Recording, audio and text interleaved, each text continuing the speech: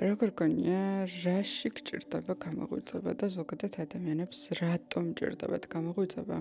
და მეტიც უმრავლესობა ადამიანებისა ძალიან შემთხვევით გადის გამოღვიძებას, ისე რომ მანამდე საერთოდ არაფერი არ ქონდა გაგონილი გამოღვიძებაზე, სულიერებაზე, სულიერ განვითარებაზე და ასე შემდეგ და უბრალოდ ისე ხდება, რომ მის ცხოვრებაში დგება გამოღვიძების ეტაპი და მერე ადამიანები არიან შოკში, დაბნეულები, მერე მიმართავენ ხოლმე სხვა ადამიანებს, რომლებიც მუშაობენ ასეთ ადამიანებთან და მერე ესე პაზლად აგროვებენ ინფორმაციას, ცოდნას, გამოცდილებას და ნელა-ნელა მიუყვებიან გამოღვიძების გზას. მოკლედ, ამაზე ბევრი მისაუბრია ისედაც სხვა ეპიზოდებში, მაგრამ ეხლა მინდა რომ სრულიად დაგანახოთ, თუ საერთოდ რატომ უნდა გამოიღვიძოს ადამიანმა და მერე რა ეტაპებს გადის და საბოლოოდ რა ხდება. და სავარაუდოდ ამ ეპიზოდსაც ზუსტად ის სათაური ერქმევა, რა გზასაც გადის ადამიანი, ეს არის გამოღვიძება, ჰილინგი და მატრიციდან გასვლა. და სწორედ ასე ქვია ჩემს ავტორო ვებინარებს, რომელზეც მერე დეტალურად მოგიყვებით. ხო და რატო ვიღვიძებთ ადამიანები? და რას ნიშნავს მეტრიციდან გასვლა? მე მგონი ეს ძალიან საინტერესო თემა არის. ესე შეკრულად ამაზე არ მისაუბრია არასდროს, იმიტომ რომ არ ვიცოდი რომ ამაზე შეიძლებოდა რომ მისაუბრა, იმიტომ რომ არის რაღაცები, რაზეც ვერ ვსაუბრობ ხოლმე, თუ ამის იმპულსი არ არის და ხანდახან რაღაცების გაზიარება არ არის საჭირო კონკრეტულ დროს და კონკრეტულ ადგილას, მაგრამ ბოლო დროს მოხდა ეგეთ სასწაული, რომ როგორც ჩანს ძალიან ბევრი სული და ძალიან ბევრი ინკარნირებული ძალიან ნათელი სული და არა მარტო ნათელი გადის გამოღვიძების ეტაპებს, მათ შორის უკვე ბოლო ეტაპებზე შეიძლება იყვნენ და ამიტომ გახდა საჭირო რომ ეს ინფორმაციაც გაზიარებულიყო. ხო და მოდი მოკლედ მოვუყვეთ მთლიანი გამოღვიძებიდან მატრიციდან გამოსვლამდე გზა თუ როგორ გადის ამას ადამიანი. ხო, მოგესალმებით კიდეც დამავიწყდა თავში მე თქვა, მაგრამ მე მგონი უკვე მოსალმება აღარ გჭირდება იმდენად შინაურულად ვართ ერთმანეთთან თქვენ კომენტარებში ეს ძალიან იგრძნობა, რისთვისაც უდიდესი მადლობა, აი ყველა თქვენი კომენტარი წაკითხულია და ნუ დონაცია ხო რა თქმა უნდა ზევით არის ატანილი თქვენზე რომ დონაცია გააკეთეთ, ასე რომ უდიდესი მადლობა თქვენ. დავიწყოთ, მოკლედ. რატომ იღვიძებს ადამიანი? იმიტომ რომ ზოგადად ნებისმიერი სული, რომელიც მოდის დედამიწაზე, გარკვეული გამონაკლისების გარდა აუცილებლად გადის გამოღვიძებას რომელიმე ცხოვრებაში, ან სულ ყველა ცხოვრებაში. უბრალოდ საქმე იმაშია, რომ ადამიანები ძალიან ადვილად ვერთვებით ისევ მატრიცულ თამაშებში და თუ გაიხსენებთ ფილმ მატრიცას, დღეს ალბათ ბევრჯერ გადავწყვეტები ამ ფილმს, იმიტომ რომ მართლა ჩამოჩენილინგებული ამბავი არის ეგ ფილმი და ზევიდან გამზადებული სცენარი იყო, რისთვისაც დაიბადნენ ვაჩოვსკები, რომ ეს ფილმი შეეკრათ და გადმოეტანათ. ხო და თუ გაიხსენებთ ბოლო სერიას, რომელიც უმრავლესობა ადამიანს არ უყვარს, მაგრამ ჩემი აზრით გენიალურია, უბრალოდ უმრავლესობას იმიტომ არ უყვარს, რომ სავარაუდოდ რაც ბოლო სერიაში ხდება, ის რაღაცები ჯერ მატერიაში არ მომხდარა ამ ჩვენ არსებულ მატრიცაში და ამიტომ ვერ ხვდებიან რაზე არის საუბარი. მაგრამ რეალურად გენიალური დასასრული აქვს, ანუ ბოლო სერიაზე ვსაუბრობ. ხო და თუ გაიხსენებთ ბოლო სერიაში როგორ იწყება ნეო ისევ არის მატრიცაში და მთელი წინა სერიების ბრძოლები და ანუ აი თუ მთელ ფილმს გადავხედავთ პირველი ფილმის პირველი რამოდენიმე სადღაც 15-20 წუთში მაქსიმუმ ნეო არის უკვე მატრიციდან გამოერთებული და გამოღვიძებული. მერე რამოდენიმე სერია გამოფხიზლებულ მდგომარეობაში, ანუ მატრიციდან გამოსული მდგომარეობიდან იბრძვის მატრიცის წინააღმდეგ და ბოლო სერიაში მას ისევ აქცევენ მატრიცაში, სადაც დადის ფსიქიატრთან, რომელიც რომელიც ასმევს წამლებს და ეუბნება, რომ ეს ყველაფერი რაც მას ფრაგმენტულად ახსოვს, ეს მატრიციდან გამოსვლა და ასე შემდეგ, რომ ეს ყველაფერი მისი ფანტაზიის ნაყოფია და უბრალოდ ამ ყველაფერზე ის აკეთებს ვიდეო თამაშს, რომელიც გონია რომ მხოლოდ ეს არის და აჯერებს თავისი ფსიქიატრი, რომ ამ ვიდეო თამაშებთან აქვს ძალიან თავისი იდენტობის გაიგივება, თორე რეალურად ეს ყველაფერი არ მომხდარა. ხო და ამით იმის თქვა მინდა, რომ აი ესეთი არის რეალურად ჩვენი მატრიცა, მატერიალური ლილა, რომელიც აი ესე გვაჯერებს, რომ აი რაც არ უნდა გამოფხიზლდე, მაინც იმდა ჩამთრევია, რომ რომელი ადამიანი სად მიძინებს და რომელ ინკარნაციაში, ანუ ძალიან ესეთი ამბავია რა, ანუ აი დიდი არის ამის ალბათობა, მოკლედ თითოეული ადამიანის ცხოვრებაში და თითოეულ ცხოვრებაში.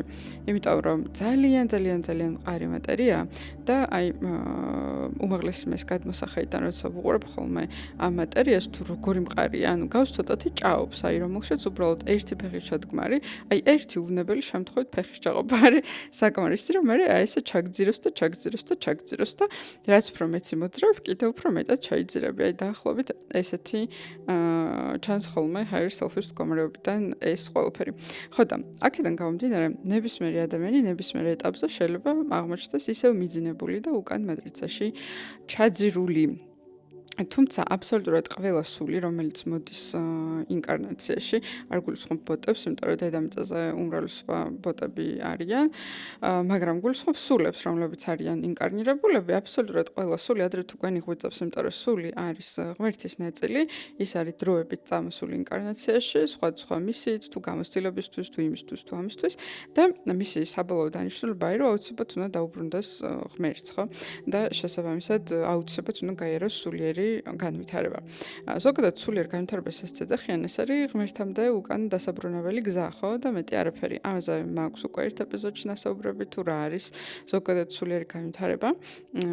ვიდეოს აღწერაში იქნება. ამ ვიდეოს აღწერაში შეგიძლიათ ნახოთ იმ ვიდეოსაც დავურთავ, ვისაც არ გაქვთ მოსმენელი. ძალიან კარგი ეპიზოდია, რომელიც სრულ სპექტრში დაგანახავთ თუ რა არის სულიერი განვითარება და ზოგადად რისთვის არის საჭირო. და საერთოდ რას ნიშნავს სულიერი განვითარება.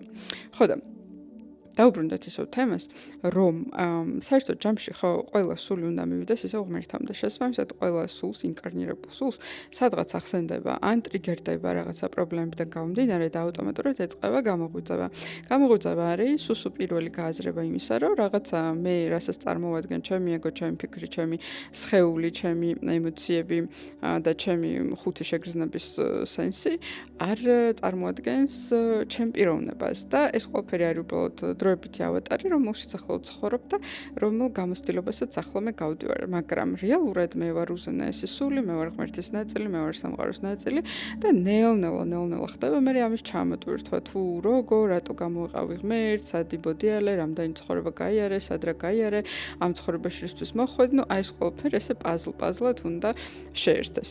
ერთ-ერთ ეპიზოდში სხვა შორის ამაზეც მაქვს ნასაუბრები, რომ პაზლის ნაწილებივით მოდის ხოლმე ინფორმაცია და არასდროს არ მოდის მთლიანობაში.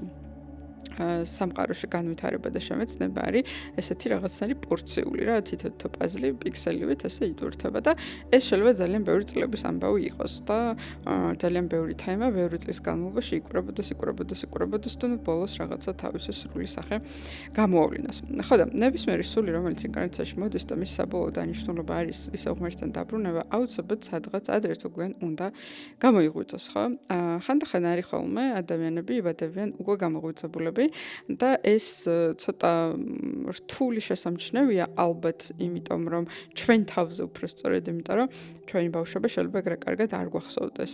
მაგრამ მე ვთვლი, რომ მე გამოღვიძებული დავიბადე, იმიტომ რომ ბავშვობიდანვე მქონდა განსაკუთრებული მიდრეკილება ისეთი აზრებისკენ, ისეთი მსოფლმხედველობისკენ და ფიქრის ზოგადად ტენდენციისკენ და ცოდნებისკენ, რისკენაც ახლა მაქვს მიდრეკილება და ყოველთვის ესეთივე აზრები მქონდა, როგორც მაშინ მქონდა, როგორც ახლა მაქვს, უბრალოდ მაშინ ამდენი ცოდნა არ მქონდა, რა თქმა უნდა და არის გამოცდილება, მაგრამ ჩემ აზრებში ყოველთვის იგივე ტალღაზე ვიყავი, როგორშიც ახლა ვარ, უბრალოდ მაშინ უფრო ბავშვურად ხსნიდი ამას, უფრო რაღაცნაირად უბრალოდ შეიძლება და რაღაცებს სახელებს ვერ ვარქმევდი, იმიტომ რომ ცოდნა ამისი არ მქონდა და არ ვიცოდი ტერმინები რა იყო კარმა და რა იყო ინკარნაცია და რა იყო ღმერთი და რა იყო რელიგია და ასე შემდეგ. ამაზე შეიძლება მე მაშინ ცოდნა არ მქონდა, მაგრამ ფორმის და შინაარსის დონეზე ზუსტად ისევ ვფიქრობდი, როგორც ახლა ვფიქრობ. და შესაბამისად არიან ესეთი ბავშვებიც, უბრალოდ ადამიანები, შეიძლება ბავშვი არ, მაგრამ უკვე დასრულია, თუმცა ბავშვებიდან არის გამოღვიძებული. მაგრამ არის მეორე მომენტიც, როდესაც ადამიანი არ არის გამოღვიძებული თავიდანვე, ცხოვრობს ჩვეულებრივ მატერიალური ცხოვრება და მე რაღაც ერთ მომენტში ხდება გამოღვიძება. ეს სხვა შორის ადამიანის რუკაში ჩანს ხოლმე, საერთოდ შეიძლება თუ აქვს საერთოდ ადამიანის გამოღვიძების პოტენციალი, ნათალურ რუკაში ვედრო ასტროლოგიაში ჩანს და როდის დადგება ეს წერტილი და როდიდან დაიწყებს ადამიანი ზოგადად ამ გამოღვიძებას და მე სულიერი განვითარების გზას. ხო და გამოღვიძება არის ეს პირველი მოკლედ ტალღა, რომ ეს დაგეტაკება, რომელიც გეუბნება, რომ ჰეი, შენ მხოლოდ ფიზიკურ სხეულს არ წარმოადგენს, შენი ფიქრები არ ხარ, შენი ცხოვრება არ ხარ, ფუჭი ეს ყველაფერი თამაში, ეს ყველაფერი ილუზია და მოკლედ ნელ-ნელა მიდის ადამიანი ამ გზაზე.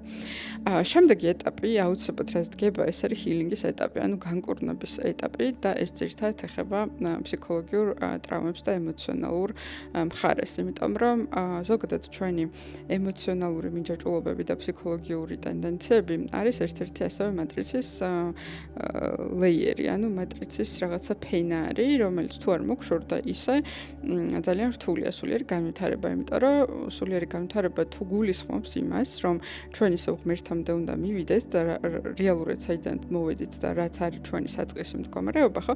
მაშინ ჩვენი ცნობიერებით უნდა გავფართოვოთ, ჩვენი ცნობიერება ძალიან მაღალ დონეზე უნდა გავაფართოვოთ, სადაც აღარ არსებობს რაღაცა ტრაუმები, წყენები, ბავშვობის რაღაცა ჩარჩენილი სისულელეები, რომელიც ეხა იმ მდგომარეობიდან რომ გადმოვიხედოთ, ამიტომ ახსენებს სისულელეებს, თორე რა თქმა უნდა, ახლა აქ ადამიანის ცნობიერებაში ეს ყველაფერი არ არის სისულელე, მაგრამ ზევიდან გადმოსახედიდან ეს ყველაფერი არის იგივენაირი მატერიალური სამყაროს თამაშები, როგორც არის ნებისმიერი სხვა მატერიალური თამაშები დედამიწაზე. ეს მნიშვნელოვანი არის, ჰილინგი მნიშვნელოვანი არის, იმიტომ რომ რეალურად ჩვენი ფსიქოლოგიური ტრავმები ჩვენ გვაჯაჭვებს ჩვენი თავის იმ მატრიცულ ვერსიაზე, რომელსაც ჩვენ წარმოვადგენდით, მაშინ როცა მოხდა ჩვენი დატრაუმა. და ეს ბუნებრივია, ხო, იმიტომ რომ როგორი მაღალუბრად სულიც არ უნდა იყოს, სულ ღმერთი იყოს და ჩამოსული და ხა მაგალითად ვედებში არის ეგეთი ცოდნა, რომელიც გულისხმობს იმას, რომ თითოეული ღმერთი როდის ინკარნირდა, სად ინკარნირდა და ვედი ასტროლოგები სხვა შორის ხშირად უყურებენ ხოლმე სხვა ესეთი ინკარნირებული ღმერთების რუკებს, მათ შორის ინკარნირებული ძალიან დიდი ავატარებისა და გურუების რუკებს და რა თქმა უნდა, როდესაც მატერიალურ სამყაროში მოვდივართ, ჩვენ გაგვაჩნია ყველა ვარიანტში პირადი რუკა, მაგრამ ეგ არ განსაზღვრავს იმას, რომ ჩვენ უეჭველი ამ მატერიაში უნდა დავრჩეთ და სხვა შორის თავად ძალიან დიდი გურუებიც ამბობენ ამას, რომ რეალურად, როდესაც ადამიანი სულიერად ვითარდება, არის რაღაცა მომენტი, სადაც ის ცნობიერად იმდენად მაღალ დონეზე ადის, რომ ის ცდება საკუთარი ასტროლოგიური რუკის მოცემულობას და მასზე მისი ასტროლოგიური რუკა აღარ მუშაობს და ის გადის კარმის ზემოქმედებიდანაც და ეს ყველაფერი საოცრება ნამდვილად არ არის, უბრალოდ თუ ესე შინაარსობრივად ავიღებთ ძალიან ლამაზი სასწაული და საოცრება, მაგრამ იმ გაგებით ვამბობ, რომ ეს ყველაფერი აბსოლუტურად მოხდენადია და დედამიწაზე უამრავ ადამიანს რეინკარნირებულ სულს უცხოვრია, რომელსაც ეს გაუკეთებია. ასე რომ ეს ნამდვილად არ არის ძალიან შორი. და მეც აკეთოთ ყველა იმ ადამიანის გზა, რომელმაც თუ ეხლა თვლი რომ მოკლედ ჩვენ ხარ გამოღვიძებული, ან გამოღვიძების გზას გადიხარ, სხვა შემთხვევაში ალბათ ამ ეპიზოდს არც მოისმენდი. თუ ამ პერიოდში ხარ და ამ ეტაპს გადიხარ, ეს მას ნიშნავს, რომ აუცილებლად გაივლი ეტაპს ტრავმებისგან განთავისუფლებას, ან უკვე გადიხარ და მე აუცილებლად გაივლი ეტაპს, რაც გულისხმობს მატრიციდან გასვლას, ანუ მატერიალური სამყაროს თამაშებიდან ცნობიერად გასვლას. აქ არის გულისხმობა სხეულის დატოვება და სადღაც ბერად აღკვეცა ან მონაზვნად, იგულისხმება ცნობიერად იმდანად გაფართოვება, რომ გასცდე საკუთარ ასტროლოგიურ მოცემულობას, დაბადების მოცემულობას, კარმის ამოქმედებას და ჩაითვალოს, რომ ხარ მატრიციდან გასული, იმიტომ რომ ხარ უფრო მაღალ ცნობიერებაში, ვიდრე იმყოფება ჩვენი მატერიალური მატრიცა. ჩემი საავტორო ვებინარები სწორედ ამ გზის გავლაზე არის, სხვათა შორის ამ ვებინარების შექმნა რო დავიწყე. მაშინ არ იყო სრულიად შეკრული სურათი. ზოგადად ესე ხდება ხოლმე, რომ რაღაცების გამტარი ვარ, რაღაცა იმპულსები მოდის და ხანდახან რაღაცებს რო ვიწყებ, ჯერ მეთონაც არ ვიცი ხოლმე ამის ბოლო რა არის, ან ბოლოს რა უნდა აღმოჩნდეს. ან წიგნის ეგრე დავწერე, რომ ბოლოში არ ვიცოდი როგორ უნდა დამთავრებულიყო და რეალურად რაზე იყო წიგნი, მაგრამ ნუ ბოლოს ძალიან კარგად შეიგრა.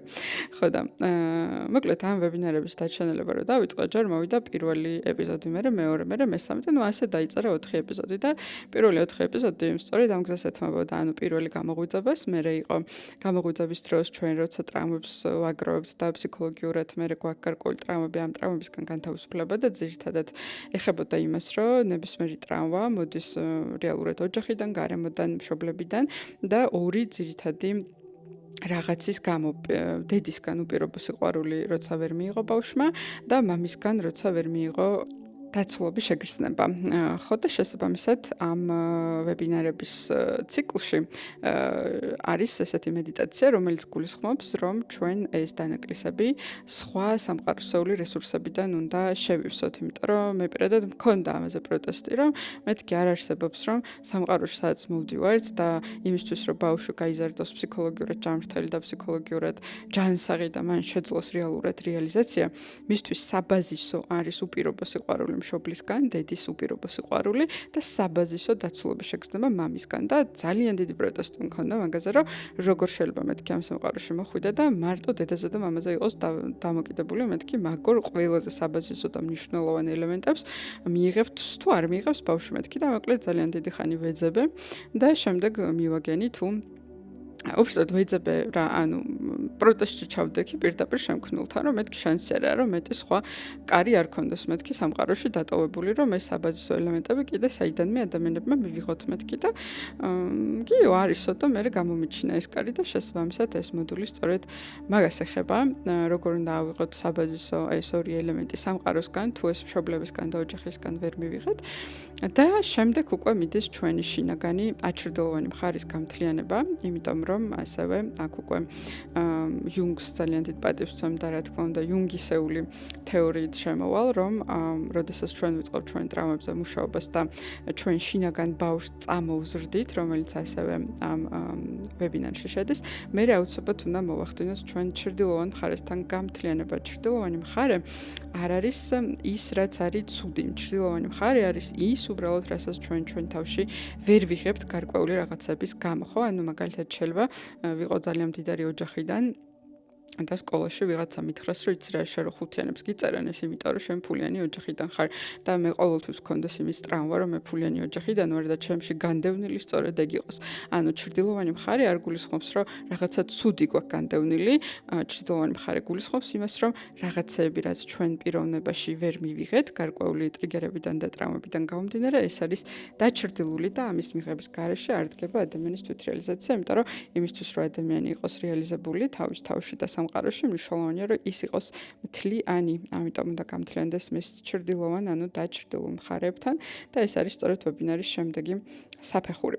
ამის შემდეგ უკვე მოდის ძალიან მნიშვნელოვანი საფეხური, რომელიც არის მსხვერპლის როლიდან გამოსვლა. იმიტომ რომ ადამიანები, რომლებიც იწყებენ სულიერ გზას, იწყებენ მედიტაციას, იწყებენ რა ვიცი, ვარჯიშს, იოგას, სიარულსათას რაღაცაზე და სულიერ განვითარებას, ხო? რაღაც ეტაპზე არის კედელი. იმიტომ რომ ამასობაში ცოტა სულიერი ეგოც შემოდის და სუქდება და ესეც უნდა დაინგრეს საბოლოო ჯამში და ამიტომაც ძალიან მნიშვნელოვანია რომ ჩვენ გამოვიდოთ მსხვერპლის როლიდან. ოღონდ მსხვერპლის როლში არ გულისხმობთ რომ მაგალითად ვიღაცამ ჩემზე თუ იძალა და მე იმის მსხვერპლის როლში დავრჩა. მსხვერპლის როლში იგულისხმება ის რომ თუნდაც ის რომ მე ვფიქრობდე, აი მაგალითად ხო მე ყოველდღიურად ვაკეთებ მედიტაციას, მე 2 საათი ვარჯიშობ, მე სწორედ ვიკვებები, მე რა ვიცი ინდოეთში დავდივარ, ამაშვები და ანუ რეალურად არაფერი ჩემი ცხოვრება იმაზე უკეთესი არ არის, ვიდრე ჩემი მეზობელი ლამარას ცხოვრება, ხო? ანუ ლამარას ხშირად ვიხსენებ და მართლა არ მყავს მეზობელი ლამარა. უბრალოდ მოვიგონე ესეთი რაღაცა მოგონილი პერსონაჟი არის, რომელსაც პოდკასტებში ვიყენებ ხოლმე მეზობელი ლამარა, რომელიც არის ჩვეულებრივი მატერიალური სამყაროს ადამიანის არქეტიპი. ხო და ამ კედელს აუცილებლად ყველა ადამიანი ეჯახება, იმიტომ რომ საბოლოოდ ჩვენ და გამოვიდეთ მაგ მსხვერპლის როლიდან, რასაც ქვია ის, რომ აი მე ძალიან კაი გოგო ვარ, მე ყველაფერს ვაკეთებ, მე ის ვქენი, მე ვიშიმშილებ, მე ვიმედიტირე, მე ის ვქენი, მე ყირაზე გადავდექი, თავზე დავდექი, ლამის ლევიტაცია დავიწყე, ესა და ანუ რეალურად არაფერი ჩემ ცხოვრებაში უკეთესად არ არის, ვაფშე საერთოდ არაფერი არ არის უკეთესად დალაგებული. ხო და აი აქ უკვე არის კედელი და მსხვერპლის როლი არის სწორედ აი ამ გარემოების მსხვერპლად ყოფნა, იმიტომ რომ ამ დროს მოდის ისევ პროტესტი, რომ აი ღმერთო რა ხდება სამყარო, რა ამბავია, ანუ მე ხო გამოვიღვიძე, მე ამდენი რამე გავიარე, მე ტრამვები დავამუშავე მშობლებთან, ოჯახთან, გარემოსთან, მე ურთიერთობის ტრამვები დავამუშავე, მე მივიღე ჩემი ჩრდილოვანი მხარეები, მე კიდე ბევრი ვიმედიტირე და ანუ რა ხდება, რით ვერ გავედი ბოლოში, რატო ვტრიალებ ერთი და იგივე ციკლში, გამაგებინე. ხო და ეგ არის სწორედ მატრიციდან გასვლის წინა საფეხური. ამის მერე დგება სულისბნელი ღამე და დგება ძალიან დიდხნიანი მარტოობა და მარტოსულობა. ხო და ეს მდგომარეობა თავის მხრივ რა, რომ ადამიანი მაგაზრებში როცა არის, რომ აი ყველაფერს ვაკეთებ და რატო არ არის ჩემი ცხოვრება უკეთესი და ის უცადე და მართლა ყველაფერს ვაკეთებ და რატო არის მეზობელი ლამარე ჩემზე კარგად, ანუ ეს არის გარემოების მსხვერპლის როლში ყოფნა, რომ მე ყველაფერს ვაკეთებ და რატო არ მეძლევა შანსები ამ სამყაროში. ხო და შესაბამისად ეს მსხვერპლის როლიც არის ერთ-ერთი მატრიცის ილუზია, რომლიდანაც ადამიანი უნდა გამოვიდეს, იმიტომ რომ მატრიციდან გასვლა გულისხმობს ილუზიებიდან გასვლას საერთო ჯამში, ხო? ამიტომ რა თქმა უნდა ეს ილუზიაც უნდა დაიმსხვრეს, ამიტომაც მატრიციდან გამოსვლის წინა საფეხური არის მარტოსულობა, რომელსაც ეძახიან სულის ბნელ ღამეს და აი ამ მდგომარეობაში ადამიანი არის ძალიან მარტოსული. ეს არ ნიშნავს იმას, რომ ხა უკაცრიელ კუნძულზე ადამიანი და არავინ არ არის გარშემო, უბრალოდ ნიშნავს იმას, რომ შინაგან დონეზე ადამიანი გრძნობს თავს ძალიან მარტოდ და ვინც არ უნდა გამოჩნდეს ცხოვრებაში, ძველი მეგობარი, ახალი მეგობარი თუ არ ვიცი თანამშრომელი მოყვასი თუ ვინც არ უნდა იყოს, ანუ ადამიანი მაინც შინაგან წუხილებთან და თავის შინაგან ბრძოლებთან არის მარტო და აი ამ პროცესში ძალიან კარგი რაღაცები ხდება რეალურად ამ პროცესში ხდება ადამიანის ნელ-ნელა გამობდღნა მატრიციდან და ნელ-ნელა ასევე დანგრევა მატრიცაში აშენებული რაღაცების, იმიტომ რომ ეს სხვა პოდკასტის ეპიზოდში მოგვს განხილული, რომ ადამიანი როდესაც თავიდან ივადება სამყაროში და რაღაცების კეთებას იწყებს, აქვს რაღაც ამბიციები, აქვს რაღაცა მიზნები, რომ ეხლა მე უნდა გამოვიდე ეს, ან უნდა გამოვიდე ის, უნდა მივაღწიო ამას და უნდა მივაღწიო იმას.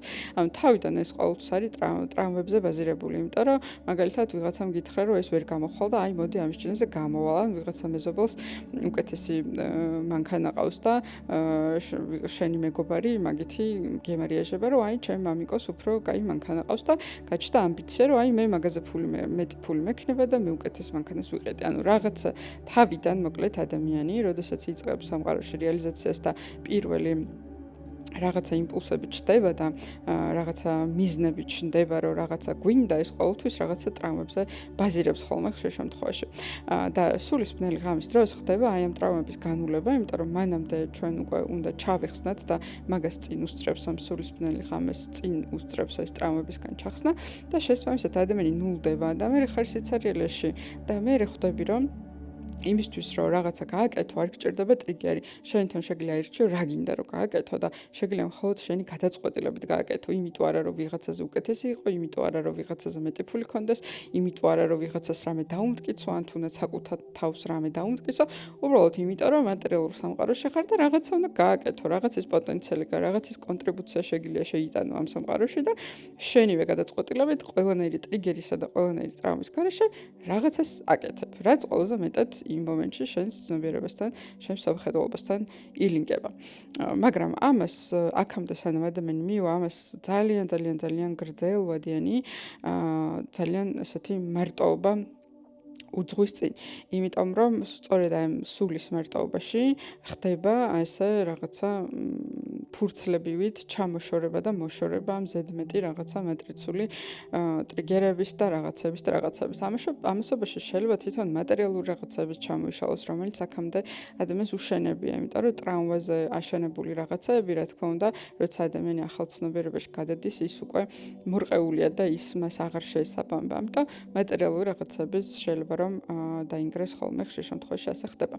ხო და ამის შემდეგ უკვე დგება, აი ამ მარტოობის შემდეგ ეს არის ბოლოს წინა საფეხური მატრიციდან გასვლის და მე ხდება უკვე მატრიციდან გასვლა და ეს არის ჩემი ვებინარის ზუსტად ბოლო მოდული მატრიციდან გასვლა, რომელიც შინაურულ ჯგუფში Instagram-ზე დავაანონსე და ბევრი ადამიანის კითხვა გამოიწვია, იქ ბევრი არა, ნუ რამოდენიმესი და კითხვა იყო, რომ რაღაცა კარგად ვერ იქნა აღქმული, წარმოიდგინეს, რომ რაღაცას ხელუსტოვებთ, ან შეიძლება რომ სადღაც იქ ბერად ვიხვეცები და მატერია აღარ მაინტერესებს რაღაცა. ამიტომ ეხლა მინდა რომ გავმარტო, რას ნიშნავს მატრიციდან გასვლა და რა ელოდება ყველა იმ ადამიანს, რომელმაც ოდესღაც გამოიღვიძა და რა გელოდება შენ თუ თვლი რომ გამოღვიძებული ხარ.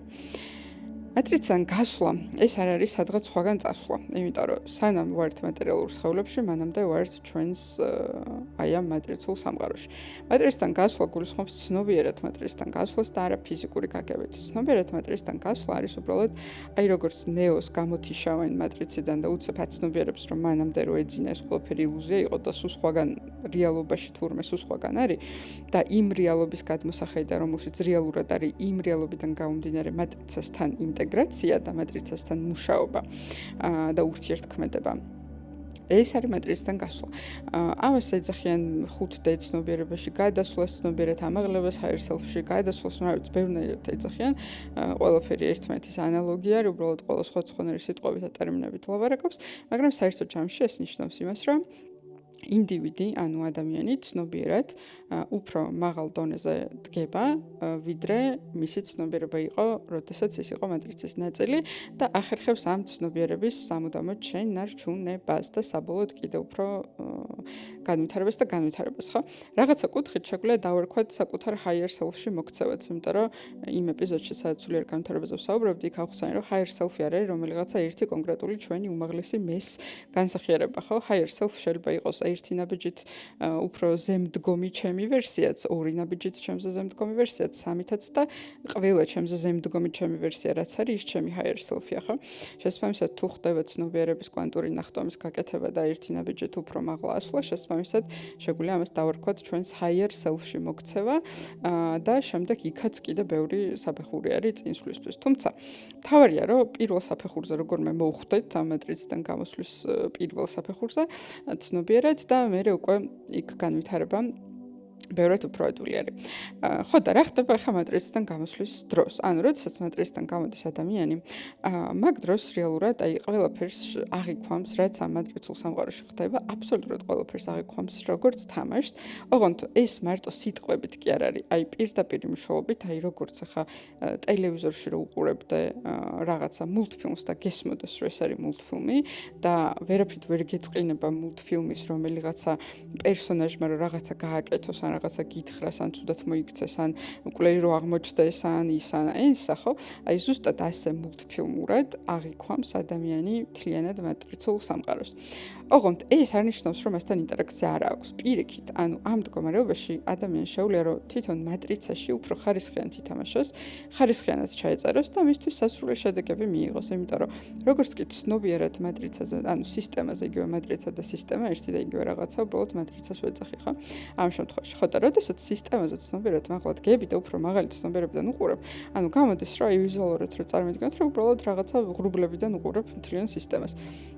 და შესაბამისად უფრო მეტს ხედავ და შესაბამისად შენ როცა გინდა რა ადგილსაც გინდა იმ ადგილას ჩამოხვალ იმ ადგილას მიიღებ იმას რაც შენ გინდა და მე დაბრუნდები ისევ შენს იმ ღრუბლებში თუმცა ეს ცნობიერად ჩამოსვლა არასდროს არ ხდება matricasთან ინტერაქციის დროსაც შენ ცნობიერად ასევე ყოველთვის მაღლა ხარ და ყოველთვის იმ higher ანუ უმაღლესი მეს მდგომარეობაში ხარ და ყველაფერი ხდება ძალიან სასაცილო იმიტომ რომ ყველაფერი მაგ თვალით დანახული მთლიანად ეს დედამიწა და მთლიანად ეს ლილას matricული თამაშები არის ძალიან აი მართლა მულტფილმი და ძალიან სახალისო და ძალიან სასაცილო.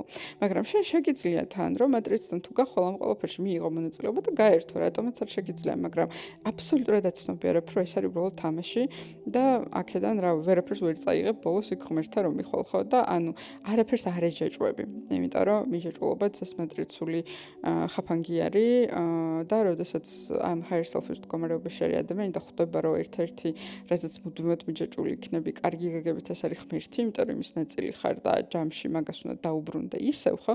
მეტი ვერაფერს ვეღარ მიეჯეჭვები უბრალოდ და აბსოლუტურად გესმის, რომ ყველაფრით შეგიძლია დატკბე და ისევნა, მაგრამ საერთო ჯამში შენ სხვა ცნობიერებაში ხარ. სხვათა შორის, როცა მაგ ცნობიერებაში გადადის ადამიანი, ანუ matricიდან გადის, მერე ძალიან კარგად არჩევს მატერიალურ სამყაროში, ვინ არიან ბოტები და ვინ არიან რეინკარნირებული სულები, იმიტომ რომ მერე ძალიან ადვილი გასარჩევი ხდება და შესაბამისად ძალიან ადვილი მანევრირებაც საკმარისია, რომ ნებისმიერ რამე სოციუმში მიიღო ისე, როგორც შენ გჭირდება. და ამას არ გულისხმობ, ახლა ვინმე არ იფიქროთ, რომ მერე ყველაფრის გამოყენება შეგვიძლია ამ მატერიალური რესურსების. რა თქმა უნდა შეგვიძლია, მაგრამ ცნობიერების მაგ ეტაპზე როცა გადადის ადამიანი და მატრიციდან გადის, ხო, მერე მას ნეგატიური სურვილები აღარ აქვს, რომ აი ვიღაცას თავზე დააჯდეს ან მატრიცული რესურსები გამოიყენოს ან რაღაც, ან აბსოლუტურად აღარ აქვს ამ ყველაფერზე მიჯაჭვულობა და სურვილები, რომ მაინც და მაინც მან ითამაშოს ახლა ძალიან ძლიერად. მაგრამ აბსოლუტურად ნებისმიერი სურვილის შესრულება შესაძლებელია, იმიტომ რომ ადამიანს ესმის, რომ ეს არის თამაში. აი მოდი წარმოვიდგინეთ უბრალოდ ფილმი და ფილმის გმირი რო აცნობიერებდეს, რომ ეს უბრალოდ თამაშია და თავის როლს კი თამაშობდეს, მაგრამ არაფერთან ერთობაში არ ქონდეს მიჯაჭვულობა და ყველაფერზე, რაღაცა თავისი შემეცნებისა და თავისი იუმორის გრძნობით რაღაცებზე ეცინებოდეს, რაღაცებს ირგებდეს, რაღაცებზე ხალისობდეს, რაღაცები ტკბებოდეს და ასე შემდეგ. შესაბამისად მატრიციდან გასვლა ეს არ არის ასკეტიზმი, არ არის რაღაცა აშრამში ცხოვრება, თუმცა ზოგიერთ ადამიანს ეგ გზაც აქვს და ამაზე ჰიპნოთერაპიული მდგომარეობიდან ვისაუბრე ერთ-ერთ პატარა მონაკვეთი არ მახსოვს რომელიღაცა პოდკასტ ეპიზოდში შეიძლება მაქვს მიგრებული, მაგრამ ინსტაგრამზე მიდევს ეგ ეპიზოდები, სადაც ვსაუბრობ იმაზე, რომ რეალურად ეს სულიერი განვითარება, ხო, ეს პრაქტიკები ისა რეალურად უფრო მეტად ჭირდებათ იმ ადამიანებს, ვინც უფრო მოწყვეტილები არიან ღმერთს და რეალურად ეს ცხოვრების წესი ვისთვისაც არის, ხო? აი სულ რო ბერად აღიკვეცებიან და ძალიან ხალხისგან შორს რო არიან და აშრამში რო ატარებენ მთელ ცხოვრებას რაღაცას, ხო? ანუ ეს არის ძალიან ინტენსიური და დაჩქარებული გზა, რომ ისევ ღმერთს დაუბრუნდა.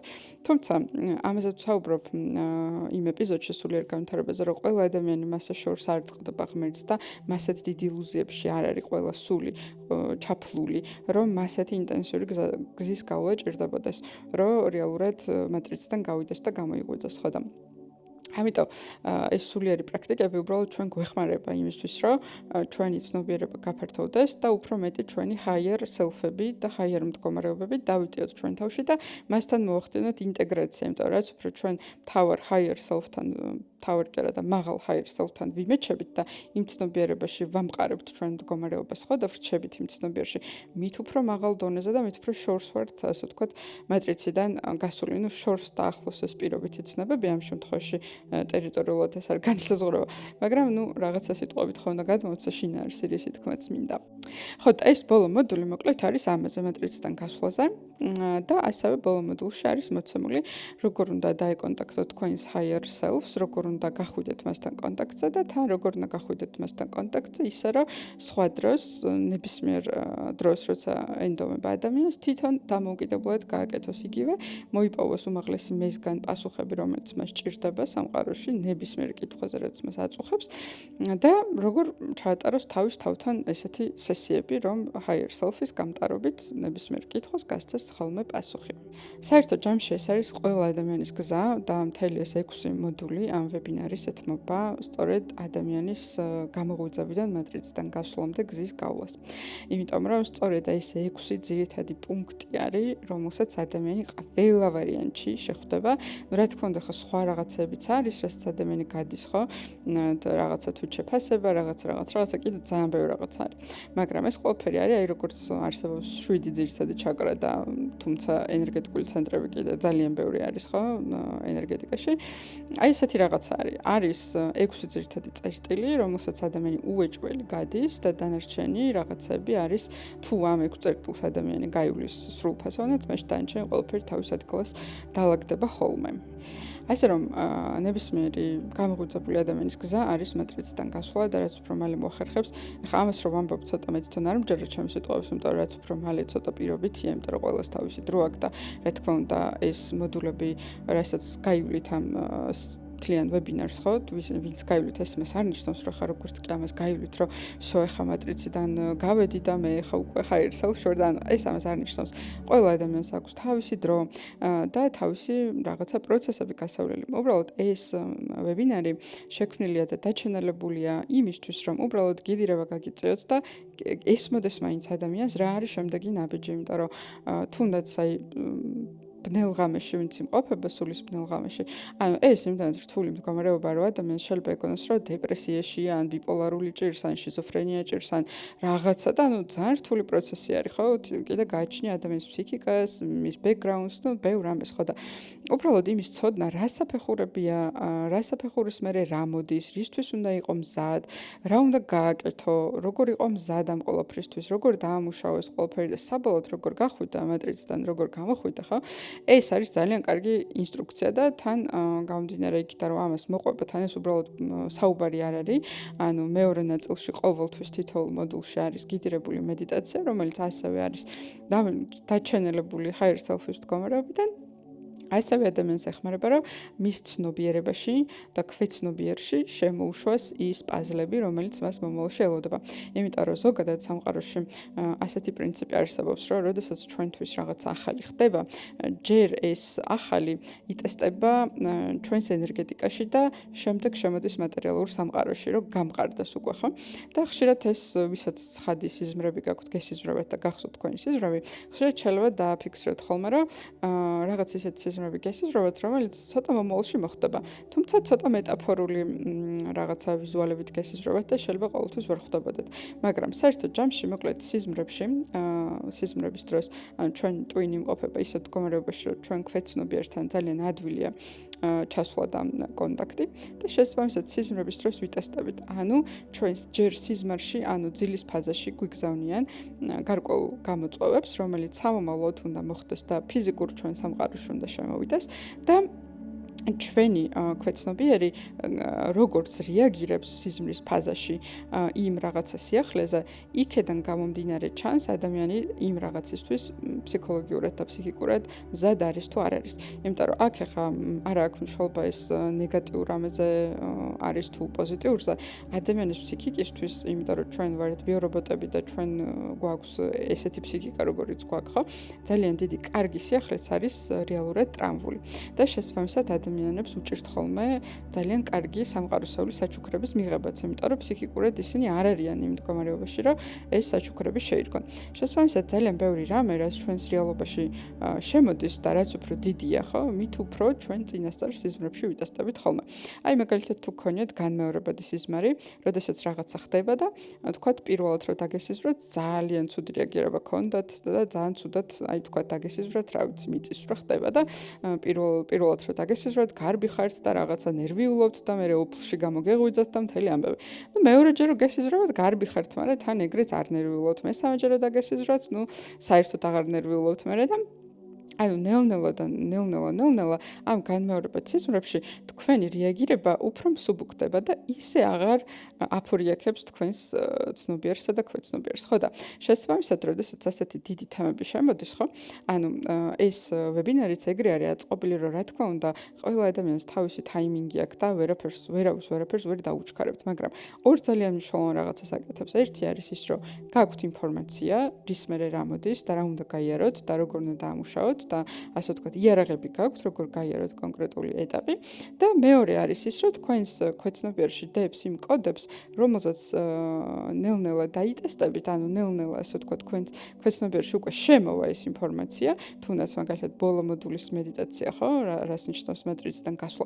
თქვენ ამას ენერგეტიკულ დონეზე შეიგრძნობთ და როდესაც ეს რეალობა უკვე დადგება, ხო, თქვენი ცნობიერება ამას უკვე იქნება ადაპტირებული ენერგეტიკულ და ქვეცნობიერ დონეზე. ამიტომ ამ ორ ძალიან დიდ საქმეს აკეთებს და ძალიან კარგი გიდირება შეიძლება აღმოჩნდეს ძალიან ბევრი ადამიანისთვის.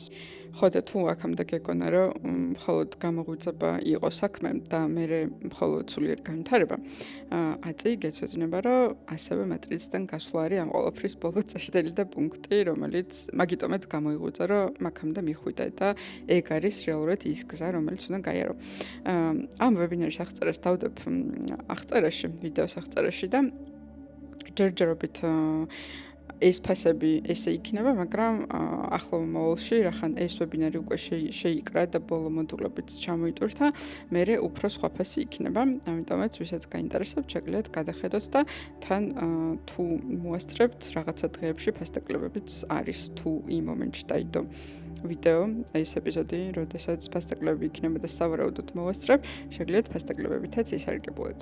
ასევე პატარა თიზერშიც მოგცემთ მეტრისთან გასვლის შემდგომი მდგომარეობიდან, რომ აი როგორც არ უნდა გრძნობოდა ახლა თავს, როგორი ცუდი გამოწვევებიც არ უნდა გქონდეს, რთული უბრალოდ როგორ დეპრესიაშიც არ უნდა იყო, როგორ ცუდათაც არ უნდა გრძნობოდა თავს.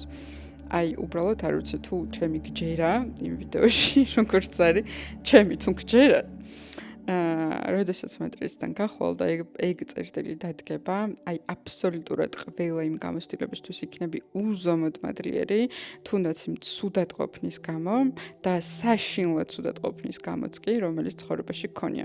და იქნები უაღრესად მადლიერი, რომ ღმერთმა გამოგიგზავნა ეს ყველაფერი, როგორც შენი გზა, რომ საბოლოოდ მოსულიყავი აქამდე, რომ მატრიციდან გამოსულიყავი. და მერე რა ხდება და როგორი წერება მატრიციდან გამოსulis ადამიანის გზა, მაგას უკვე ვებინარებში ნახავთ უფრო დეტალურად და უფრო კარგად დალაგებულად, ხო და ამიტომ არ იფიქრო, რომ თუ გამოიღვიძე, რომ ამით დამთავრდა, ან არ იფიქრო, რომ თუ ახლა სულიერად ვითარდები, რომ ან ამით დამთავრდა და არ იფიქრო, რომ მატრიციდან რომ გამოხვალ, რომ თუნდაც მაგით დამთავრდა ყველაფერი. მოკლედ, გელოდები ვებინარზე, თუ და გაინტერესა. და ასევე ველოდები კომენტარებს და ძალიან გამიხარდება თუ გამიზიარებთ როგორ გონიათ ახლა აი ამ სულიერი გზის გამოღვიძებიდან ჰილინგის გავლით მატრიციდან გასვლამდე აი ამ გზაზე ახლა კონკრეტულად სად იმყოფებით მაინტერესებს თუ დამიკომენტარებთ რომ მეც გავიგო ვინ მისმენთ ხოლმე და ვინ არის ჩემი აუდიტორია იმიტომ რომ რაღაცა ცალმხრივი საუბარი გამომდის ხოლმე და მეორე მხრიდან ნაკლებად ხვდები ვისთან მიწევს ხოლმე კომუნიკაცია და საუბარი ასე რომ კომენტარებში გელოდები უდიდესი მადლობა ყველა თქვენთაგანს ვინც მისმენთ ვისთვისაც ჩემი საუბარი ინსპირაციის მომცემი არის ან რაიმის მომცემია საერთოდ ძალიან დიდი მადლობა იმიტომ რომ ძალიან ბევრ კარგ რაღაცებს ვისმენ ხოლმე უკვე პირად კონსულტაციებზე როცა მაქვს ხოლმე თქვენთან კომუნიკაცია და ძალიან გამიხარდება თუ მაგ ყველაფერს კომენტარების სახითაც დამიწერთ ხოლმე იმიტომ რომ პირველ რიგში ძალიან მიხარია და რატომაც არა და მეორე რიგში რა თქმა უნდა ალგორითმს ძალიან ეხმარება თქვენი კომენტარები უდიდესი მადლობა და გიგზავნით სამყაროსეულ სიყვარულს